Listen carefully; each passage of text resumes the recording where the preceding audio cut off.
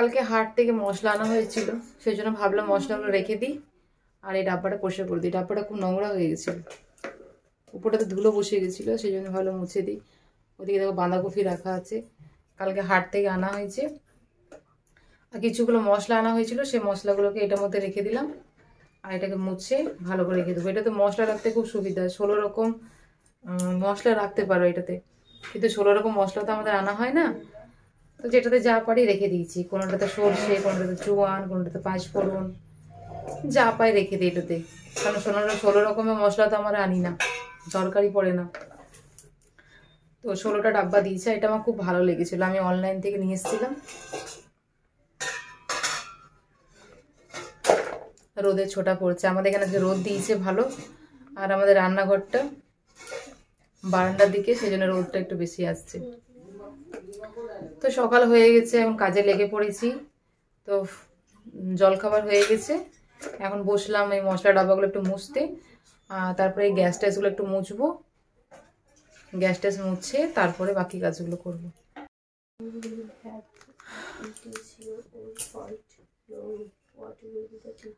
আর রিয়া এদিকে পড়তে বসেছে, বিছানাটা ওই তুললো, আমি ওকে বললাম বিছানাটা তুলে দে, তোলার পর তুই পড়তে বস। ওদিকে কিছুগুলো কাপড় রাখা আছে, সেগুলো আমাকে ঠিক করে রাখতে হবে।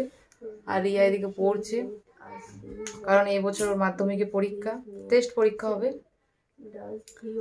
তো এই হচ্ছে ব্যাপার। আর ওইদিকে ডাব্বা দেখতে পাচ্ছ, একটা ব্যাগ আর ডাব্বা, ওটার মধ্যে আমি কাপড় জামা রেখেছি অনেক কষ্ট করে, কারণ আমার আলমারি নেই। আমার আলমারি যেটা পুরনো ছিল, পুরনো ভিডিওতে যারা আমার পুরনো সাবস্ক্রাইবার তারা দেখেছো, আমার পুরনো একটা আলমারি ছিল, তো সেই আলমারিটা ভেঙে গেছে। তো ভাঙার পর আমি আর আলমারি কিনিনি, কারণ আমার রুম শিফট করার ব্যাপার ছিল, সেই জন্য আর আলমারি কিনলাম না। কারণ শিফট করার সময় কিন্তু জিনিস বেশি নষ্ট হয়। ও পড়ছে, তোমাদের সঙ্গে পরে কথা বলছি, নাহলে ও ডিস্টার্ব হবে। তো রুম শিফট করার ব্যাপার ছিল, সেই জন্য আমি কি করেছিলাম, আলমারি আর কিনিনি। আমি বললাম যে না, আগে ঘরটা শিফট করে নিই, তারপরে কিন্তু আলমারি কিনব। তো এই হচ্ছে ব্যাপার। এখন যেমন তেমন করে কাপড় জামাগুলোকে রেখেছি, কিছুটা ডাব্বাতে, কিছুটা ব্যাগে। ভাবছি সরস্বতী পুজোর পর আলমারিটা কিনবো, সরস্বতী পুজোটা চলে যাক, তারপরে আলমারিটা কিনবো। কারণ আলমারি কেনার আগে আমাকে একটু জায়গা, স্পেস, একটু জায়গা আমাকে দেখতে হবে যে আমি কোথায় আলমারি রাখবো। কারণ আমার এরকমই ঘরটা বড়, কিন্তু আলমারি রাখার মতন আমি জায়গা পাচ্ছি না যে কোথায় রাখবো, তো সেটা দেখা যাক। তো এই হচ্ছে ব্যাপার। তো চলো বাকি কাজগুলো করি। আর এদিকে টিউশন পড়া হয়ে গেছে, ছুটি।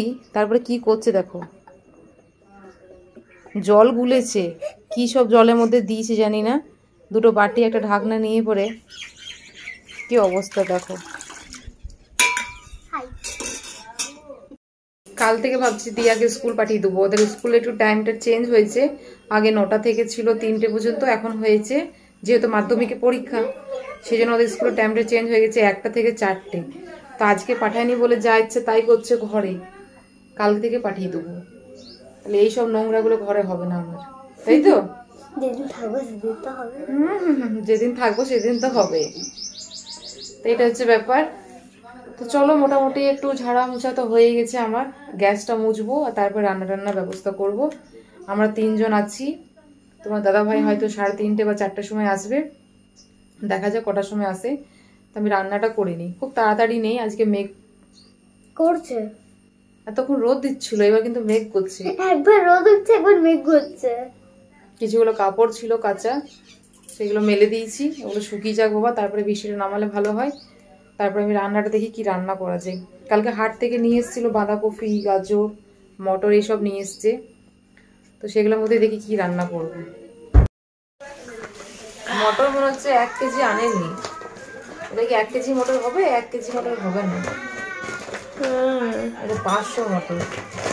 500 মটরের মধ্যে মনে হয় কত তোর 500 মটরের মধ্যে মানে 300 গ্রাম মটর বেরোবে, 200 গ্রাম তো চোকাই বাদ যাবে।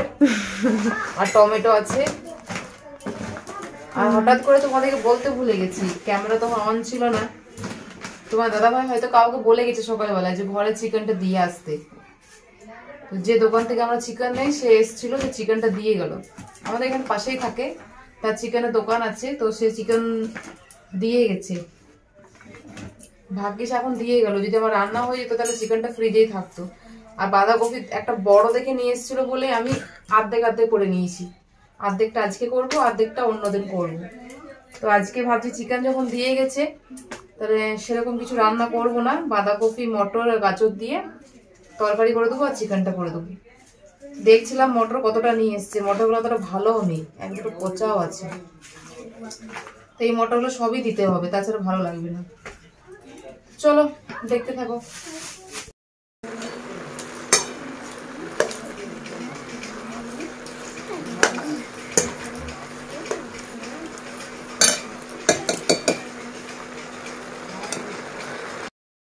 আমার স্নান করা হয়ে গেছে, স্নান করে চলে এসেছি। আজকে রিয়াকে স্নান করালাম না, দিওকে শুধু হাত মুখটা ধুয়ে দেবো, ড্রেসটা চেঞ্জ করে দেবো।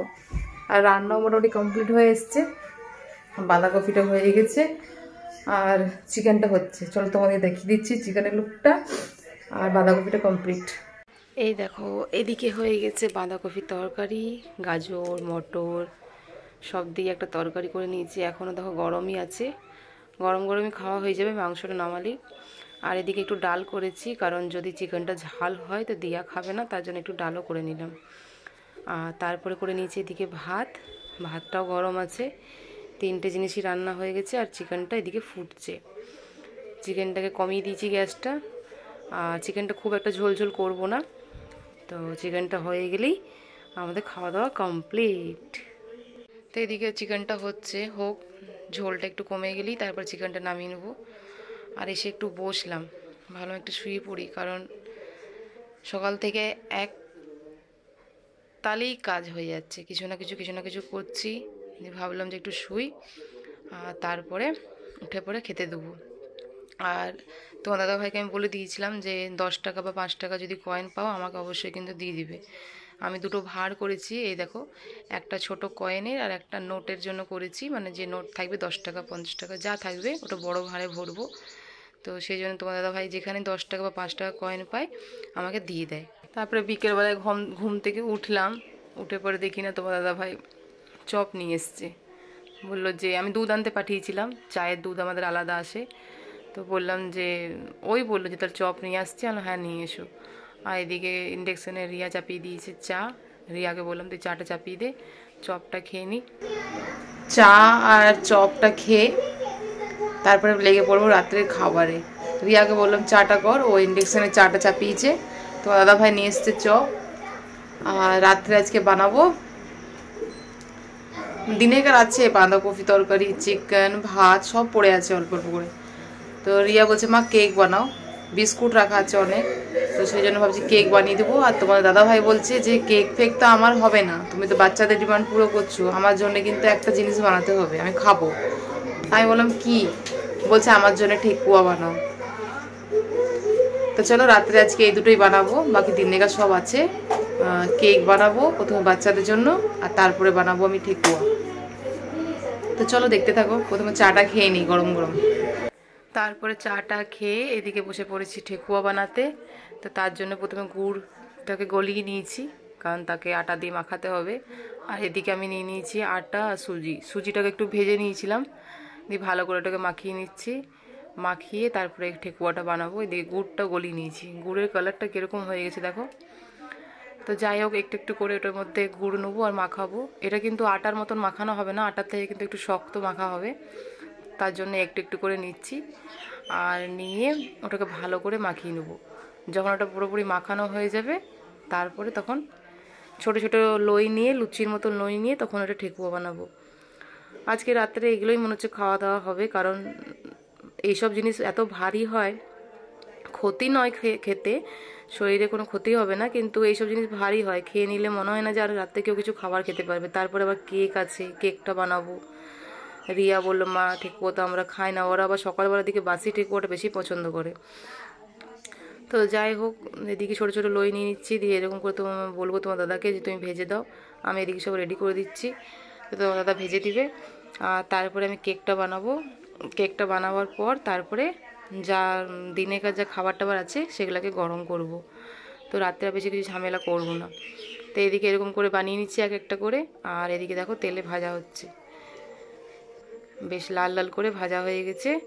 তো এদিকে ভেজে নিয়েছি, এটা সকালবেলায় বাসি খেতে ভালো লাগে, তো ওইদিকে ঠেকুয়া কমপ্লিট হয়ে গেছে। ঠেকুয়া কমপ্লিটের পর আমি এদিকে বিস্কুটগুলোকে ভেঙে নিয়েছি। এটা 2 প্যাকেট বিস্কুট আছে, মেরি বিস্কুট। তো 2 প্যাকেট বিস্কুটকে আমি ভেঙে নিয়েছি। আর তারপরে এগুলোকে মিক্সিতে আমি গুঁড়ো করে নেব। গুঁড়ো করার পর এই কাজটা তোমার দাদাভাইকে আমি দিয়েছি, আর তুমি এগুলো করো, যেমন ঝামেলা বাড়িয়েছো তেমনি তুমি আমার হেল্প করো। তো সে বলছে ঠিক আছে, কোনো ব্যাপার না, আমি গুঁড়ো করে দিচ্ছি। তো ও আমাকে গুঁড়ো করে করে দিচ্ছিলো, আমি সেগুলোকে একটু করে চেলে নিচ্ছিলাম, কারণ সবগুলো তো ভালোভাবে হয় না, একটু একটু থাকেই। আর তারপর বিস্কুট গুঁড়ো হয়ে যাওয়ার পর চিনিটাকে গুঁড়ো করে নিয়েছি, আর চিনিটাকেও আমি ভালো করে চেলে নেবো। তারপরে এর মধ্যে বেশি কিছু ঝামেলা করব না, এর মধ্যে চকো পাউডার দিচ্ছি। চকলেট দিলেও হয়, কিন্তু চকো পাউডার ছিল তো চকো পাউডারটা দিয়ে দিলাম। দিয়ে ওর মধ্যে একটু বেকিং সোডা আর দুধ দিয়ে ভালো করে ওটাকে ফেটে নিতে হবে। আর বেকিং সোডাটা কিন্তু অবশ্যই দিতে হবে, তাছাড়া কেকটা ভালো হবে না। আর তারপরে একটু হালকা একটু ইনো দিয়ে দিয়েছি। ইনোটা দিয়ে আর কিছু দেওয়া দরকার নেই, আর দুধ দিয়ে কিন্তু এটাকে মিক্স করতে হবে। বেকিং সোডা আর দুধ দিয়ে মিক্স করে লাস্টে আমি ইনো দিয়ে দিয়েছি। দিয়ে পরে ওটাকে ভালো করে ফেটে নেবো। আর আমার কাছে তো কি বলে ওটাকে, ওয়াটার পেপার না কি বলে, সেটা তো নেই। তো তার জন্য রিয়াকে বললাম তুই একটা কাগজ আমাকে কেটে দে, ওটাকে আমি ভালো করে ভিতরে মানে এটাতে প্রথমে তেল লাগিয়ে তারপরে উপর থেকে কাগজটা দিয়ে তারপরে বেটারটা আমি দিয়ে দিলাম। দিয়ে কি করলাম, পুরনো আমার একটা হাঁড়ি ছিল মানে ডেচকি পুরনো ছিল, ওটা গরম জল করে করে নষ্ট হয়ে গেছে। তো সেটাতেই আমি ভাবলাম যে কেকটা বানাই। প্রথমে স্টিলের এই ডেচকিটাতে নিয়ে নিয়েছি, তারপরে ওটার মধ্যে বসিয়ে দেবো, তাইলে আমার কেকটা কমপ্লিট। আর ভালো করে এটাকে কিন্তু মানে সমান করে নিতে হবে, নাহলে কোথাও একটু কাঁচা থেকে যাবে, কোথাও একটু হয়ে যাবে, এরকম ব্যাপার একটা। তো ভালো করে এটাকে ড্যাব ড্যাব করে নিতে হবে, যাতে কোথাও এটা ফুলে না থাকে। আর এই হাঁড়িটাতেই আমি চাপিয়ে দিচ্ছি গ্যাসে, গ্যাসটাকে লো ফ্লেমে করে দেবো 15-20 মিনিট, খুব বেশি হয়তো আধ ঘন্টা টাইম লাগবে, তাহলে আমার কেকটা কমপ্লিট। তো চলো আজকে ভিডিওটা এখানেই শেষ করছি, আর বড় করব না। যদি ভালো লাগে তো একটা লাইক প্লিজ করে দিবে। লাইক করলে পরে তোমাদের পকেট থেকে কোনো টাকা লাগবে না, কিন্তু হ্যাঁ আমার একটু ভালো লাগবে যে তোমাদের ভিডিওটা পছন্দ হয়েছে। আর এদিকে দেখো কেকটা চাপিয়ে দিয়েছি, আর এটার মধ্যে ঢাকা দিয়ে দেবো। আধ ঘন্টার পর আমি এটাকে চেক করব। তো তোমার দাদা ভাইয়েরও মেনু রেডি, বাচ্চাদেরও মেনু রেডি, শুধু রাত্রে আমিই খাবো মনে হচ্ছে যা দিনেকার আছে। তো চলো ওগুলোকে গরম করে নেবো, তারপরে খেয়ে নেবো। তো চলো গুড নাইট।